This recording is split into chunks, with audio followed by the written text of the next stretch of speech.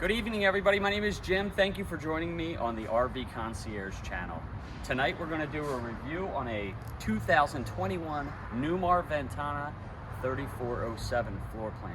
But before we do, let's say hi to Abby and Rosie. Hi everyone, thanks for watching.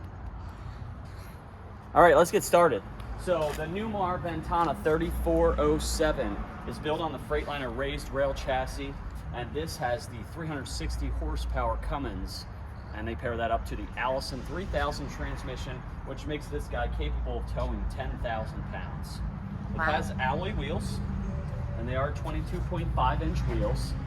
It's got a door awning and an integrated rooftop awning.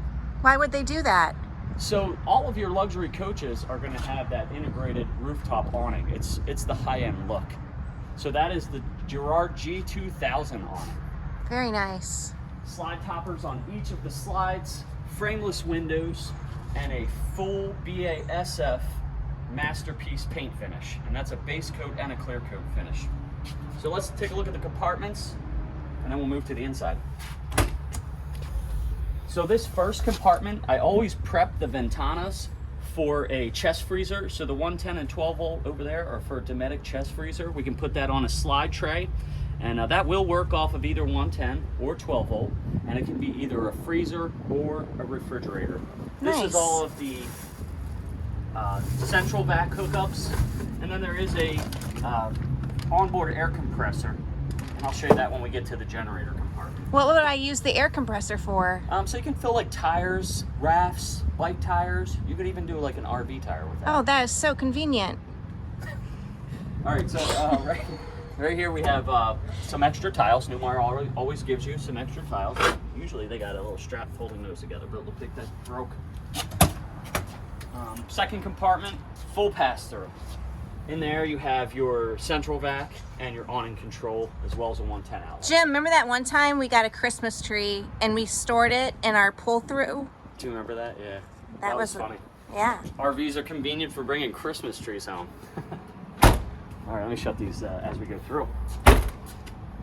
This one is a pegboard, well, usually a pegboard, but since this one has the kitchen and a bathroom on this side, they put the television there. And the nice thing about this television, it is on a swing arm. It's magnetically held into place, and it has the Bose Solo 5 soundbar in there connected to that. And you have a 110 outlet with 2 USBs. I like these below the beltline TVs. When you're sitting in a folding chair, that's going to be a direct eye level for you. And that is underneath of your rooftop line. Oh. This is a very short floor plan, only 34 feet. Wow. And the nice thing about it is you got a lot of space in there because of the full wall slide on the other side, and then you have 2 door side slides. What is this door here? That is the emergency escape exit, and that's in the bathroom. I'll show you that when we get inside. Oh, neat. All right, so this compartment is just storage. Now, all of your storage compartments are going to have some LED lights in them. So this one, it's actually on, so I'll show you that.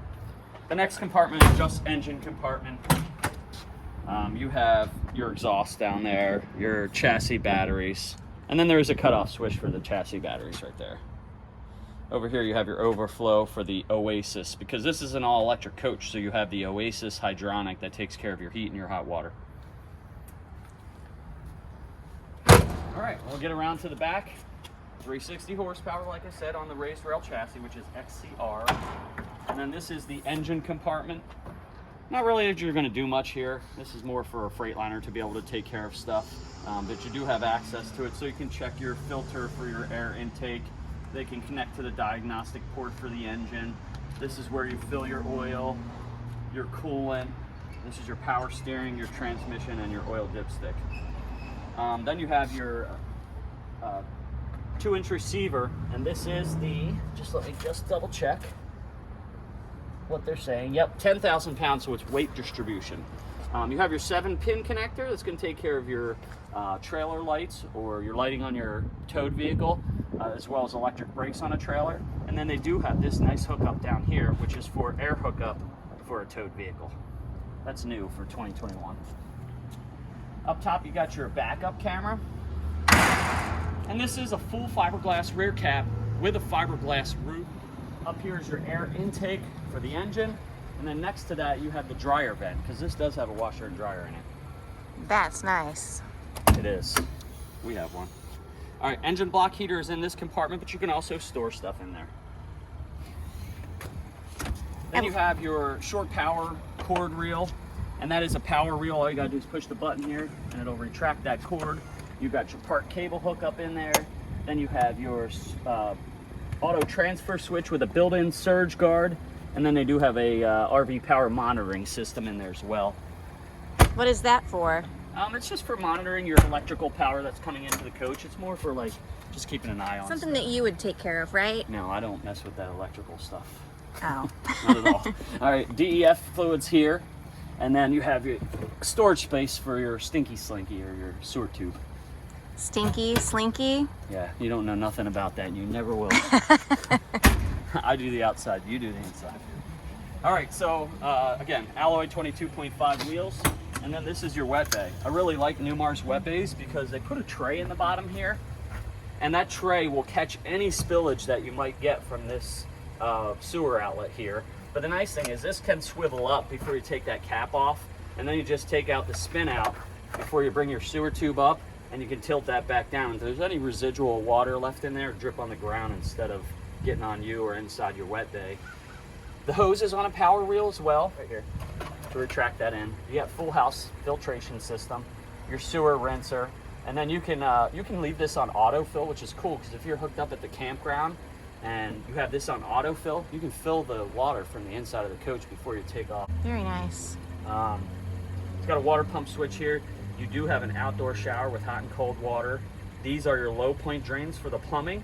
And then you also have a low point drain for your freshwater tank back here. And if you were to spill anything in this compartment, there's a drain hole right here with a plug, so you can just use your outside shower just to rinse this out, which is nice. And then this clear tube right here is for either winterizing or sanitizing the freshwater system.